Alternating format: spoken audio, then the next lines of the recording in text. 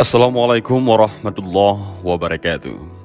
Tariq bin Ziyad, kisah Panglima Islam terkenal penakluk Spanyol.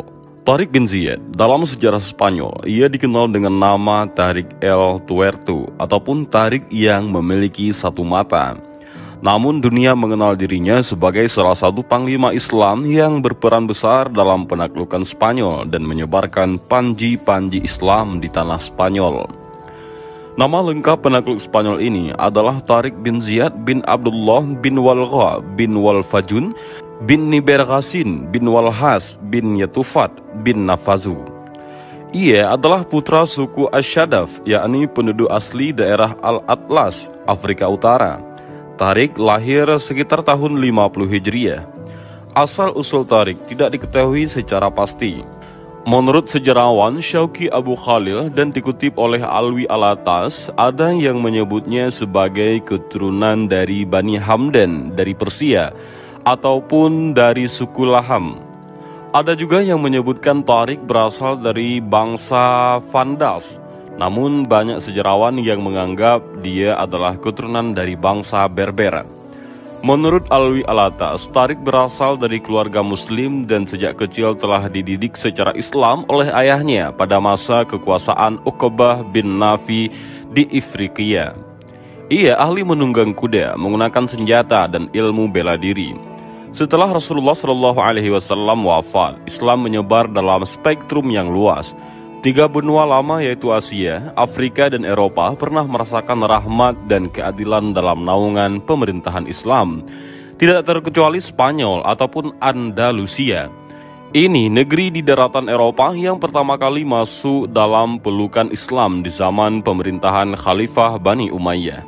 Sebelumnya, sejak tahun 597 Masehi, Spanyol dikuasai bangsa Gotik, Jerman. Raja Roderick yang berkuasa saat itu, ia berkuasa dengan zalim.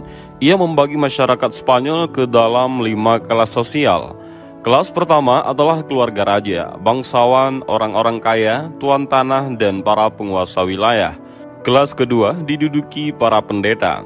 Kelas ketiga diisi para pegawai negara seperti pengawal, penjaga istana, dan pegawai kantor pemerintahan. Mereka hidup pas-pasan dan diperalat penguasa sebagai alat memeras rakyat. Kelas keempat adalah para petani, pedagang, dan kelompok masyarakat yang hidup cukup lainnya. Mereka dibebani pajak dan pungutan yang tinggi. Dan kelas kelima adalah para buruh tani, serdadu rendahan, pelayan, dan budak. Mereka paling menderita hidupnya. Akibat klasifikasi sosial itu, rakyat Spanyol tidak kerasan. Sebahagian besar mereka hijrah ke Afrika Utara. Di sini di bawah pemerintahan Islam yang dipimpin Musa bin Nusyair, mereka merasakan keadilan, kesamaan hak, keamanan, dan nikmati kemakmuran. Para imigran Spanyol itu kebanyakan beragama Yahudi dan Kristen. Bahkan gubernur Ceuta bernama Julian dan putrinya Florinda yang dinodai Roderick ikut mengungsi. Melihat kezaliman itu, Musa bin Nusyair berencana ingin membebaskan rakyat Spanyol sekaligus menyampaikan Islam ke negeri itu. Khalifah Al-Walid bin Abdul Malik memberikan izin. Musa segera mengirim Abu Zar'ah dengan 400 pasukan pejalan kaki dan 100 orang pasukan berkuda menyeberangi selat antara Afrika Utara dan daratan Eropa. Legenda penaklukan Tariq bin Ziyad. Setidaknya ada 2 legenda tentang kedatangan Tariq bin Ziyad ke Al-Andalus. Legenda itu sebagai berikut. Yang pertama, legenda wanita tua. Saat Tariq baru membebaskan kota Algeciras, ada seorang wanita tua yang meminta untuk bertemu Tariq. Setelah diizinkan oleh Tariq, wanita tua ini menuturkan kisahnya bahwa ia dulu memiliki seorang suami. Suaminya selalu mengatakan bahwa suatu hari nanti negeri ini akan ditaklukkan oleh seorang jenderal asing. Jenderal ini memiliki kening yang menonjol dan tahi lalat hitam yang ditumbuhi rambut pada pundak kirinya. Mendengar itu, Tariq segera membuka pundak bahagian kirinya yang ternyata memang memiliki tanda yang sama seperti yang dituturkan wanita tersebut. Pasukan Tariq pun kagum. Legenda kedua adalah legenda Istana 27 Gembok. Kerajaan Visigoth memiliki satu istana yang sangat indah di Toledo dan memiliki 27 gembok. Raja-raja sebelumnya selalu berpesan bahwa apapun yang terjadi, istana itu tak boleh dimasuki satu orang pun. Setiap raja yang baru bahkan menambahkan satu gembok sehingga ada 27 gembok. Saat Roderick naik tahta, ia sangat penasaran dengan isi istana itu. Pada suatu hari, ia membongkar semua gembok yang ada dan memasuki istana. Ternyata, di dalam istana itu terdapat sebuah ruangan lagi yang dikunci. Setelah membongkar kunci ruangan itu, Roderick kembali memasuki ruangan yang lebih dalam lagi. Ternyata di dalam ruangan itu ada sebuah perkamen yang berisi lukisan orang-orang yang sedang menunggang kuda. Mereka memakai baju yang kasar, penuh debu, memakai sorban di kepalanya, dan pedang mereka melengkung. Di sana juga terdapat sebuah tulisan, "Kapanpun ruang pelindungan ini dilanggar, dan mantra yang terdapat pada guci ini dilanggar, orang-orang yang terlukis pada guci ini akan menyerbu Andalusia, menggulingkan singgasana rajanya, serta menduduki seluruh negeri." Roderick ketakutan setelah membaca itu dan meyakini bahwa bencana akan menimpa dirinya. Ramadan 91 Hijriyah atau 2 April 710 Masehi, Abu Zar'ah meninggalkan Afrika Utara menggunakan 8 kapal di mana 4 buah adalah pemberian Gubernur Julian. Tanggal 25 Ramadan 91 Hijriyah atau 23 April 710 Hijriyah, di malam hari pasukan ini mendarat di sebuah pulau kecil dekat kota Tarife yang menjadi sasaran serangan pertama. Di petang harinya, pasukan ini berhasil menaklukkan beberapa kota di sepanjang pantai tanpa perlawanan yang berarti. Padahal jumlah pasukan Abu Zar'ah kalah banyak. Setelah penaklukan ini, Abu Zar'ah pulang. Keberhasilan ekspedisi Abu Zar'ah ini membangkitkan semangat Musa bin Nusayr untuk menaklukkan seluruh Spanyol. Maka ia memerintahkan Tariq bin Ziyad membawa pasukan untuk penaklukan yang kedua.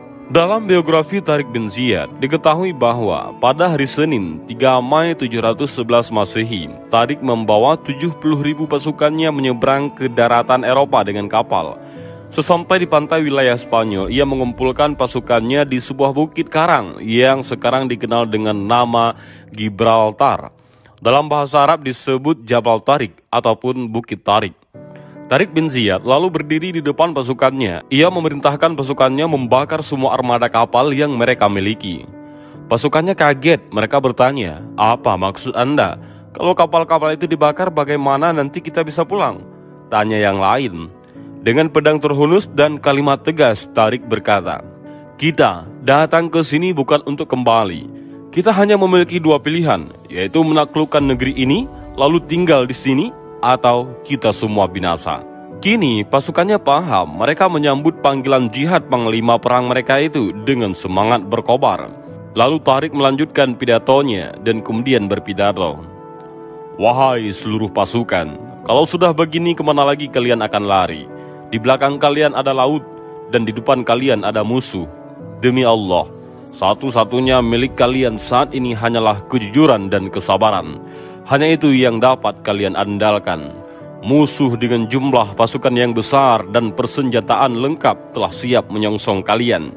Sementara senjata kalian hanyalah pedang. Kalian akan terbantu jika kalian berhasil merebut senjata dan perlengkapan musuh kalian. Karena itu, secepatnya kalian harus bisa melumpuhkan mereka. Sebab kalau tidak, kalian akan menemukan kesulitan besar. Itulah sebabnya kalian harus lebih dahulu menyerang mereka agar kekuatan mereka lumpuh. Dengan demikian, semangat juang kita akan bangkit. Musuh kalian itu sudah bertekad bulat untuk mempertahankan negeri mereka sampai titik darah penghabisan. Kenapa kita juga tidak bertekad bulat untuk menyerang mereka hingga mati syahid? Saya sama sekali tidak bermaksud menakut-nakuti kalian. Tetapi marilah kita galang rasa saling percaya di antara kita. Dan kita galangkan keberanian yang merupakan salah satu modal utama perjuangan kita.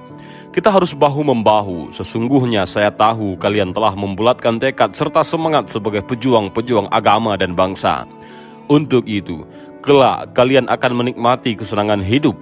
Di samping itu, kalian juga memperoleh balasan pahala yang agung dari Allah. Hal itu karena kalian telah mau menegakkan kalimatnya dan membela agamanya. Percayalah, sesungguhnya Allah adalah penolong utama kalian. Dan sayalah orang pertama yang akan memenuhi seruan ini di hadapan kalian. Saya akan hadapi sendiri Raja Roderick yang sombong itu. Mudah-mudahan saya bisa membunuhnya. Namun jika ada kesempatan, kalian boleh saja membunuhnya mendahului saya. Sebab dengan membunuh penguasa zalim itu, negeri ini akan mudah kita kuasai. Saya yakin para pasukannya akan ketakutan. Dengan demikian, negeri ini akan ada di bawah bendera Islam. Pertempuran Guadalete ataupun Syud Zunah. Mendengar pasukan Tariq telah mendarat, Raja Roderick mempersiapkan 100.000 tentara dengan persenjataan lengkap. Ia memimpin langsung pasukannya itu. Musa bin Nusyar mengirim bantuan kepada Tariq hanya dengan 5.000 orang. Sehingga total pasukan Tariq hanya 12.000 orang. Pada hari Ahad 28 Ramadan 92 Hijriyah atau 19 Juli 711 Masehi, kedua pasukan bertemu dan bertempur di sekitar sungai Guadalete. Pertempuran itu dikenal dengan nama Pertempuran Syud Zunah atau Pertempuran Guadalete. Julian dan beberapa orang anak buahnya menyusup ke kubu Roderick.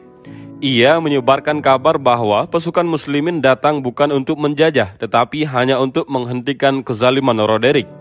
Jika Roderick terbunuh, peperangan akan dihentikan. Usaha Julian berhasil. Sebahagian pasukan Roderick menarik diri dan meninggalkan medan pertempuran. Akibatnya barisan tentara Roderick kacau. Tariq memanfaatkan situasi itu dan berhasil membunuh Roderick dengan tangannya sendiri. Mayat Roderick tenggelam lalu hanyut di bawah arus sungai Barbate. Terbunuhnya Roderick mematahkan semangat pasukan Spanyol. Markas pertahanan mereka dengan mudah dikuasai. Keberhasilan ini disambut gembira Musa bin Nusyar. Baginya, ini adalah awal yang baik bagi penaklukan seluruh Spanyol dan negara-negara Eropa.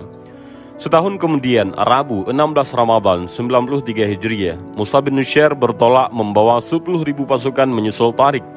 Dalam perjalanan, ia berhasil menaklukkan Merida, Sionia, dan Sevilla. Sementara pasukan Tariq membagi pasukannya untuk menaklukkan Cordova, Granada, dan Malaga. Ia sendiri membawa sebahagian pasukannya menaklukkan Toledo, ibu kota Spanyol saat itu. Semua ditaklukkan tanpa perlawanan. Pasukan Musa dan pasukan Tariq bertemu di Toledo. Keduanya bergabung untuk menaklukkan Écija. Setelah itu, mereka bergerak menuju wilayah Pyrenees, Prancis. Hanya dalam waktu 2 tahun, seluruh daratan Spanyol berhasil dikuasai. Beberapa tahun kemudian, Portugis mereka taklukkan dan mereka ganti namanya dengan Algarab ataupun Barat. Sungguh, itu keberhasilan yang luar biasa. Musa bin Nusyar dan Tariq bin Ziyad berencana membawa pasukannya terus ke utara untuk menaklukkan seluruh Eropa. Sebab waktu itu tidak ada kekuatan dari manapun yang bisa menghadap mereka. Namun, niat itu tidak terrealisasi karena Khalifah Al-Walid bin Abdul Malik memanggil mereka berdua pulang ke Damaskus. Tariq pulang terlebih dahulu, sementara Musa bin Nusyar menyusun pemerintahan baru di Spanyol. Tariq bin Ziyad wafat. Setelah bertemu Khalifah, Tariq bin Ziyad ditakdirkan Allah Subhanahu wa Ta'ala tidak kembali ke Eropa. Ia sakit dan menghembuskan nafas terakhirnya di Damaskus, Suriah pada tahun 720 Masehi. Tidak diketahui banyak bagaimana akhir-akhir dari kehidupan Tariq bin Ziyad. Namun Tariq bin Ziyad telah menorehkan namanya di lembar sejarah sebagai putra asli Afrika Utara Muslim yang menaklukkan daratan Eropa. Dan itulah profil dan biografi Tariq bin Ziyad dan sejarah penaklukan Spanyol oleh pasukan Islam. Dan semoga informasi ini bisa bermanfaat bagi para pendengar semuanya. Demikian video singkat ini, mudah-mudahan ada manfaat bagi kita semua. Amin ya rabbal alamin. Allahu a'lam bishawab. Assalamualaikum warahmatullahi wabarakatuh.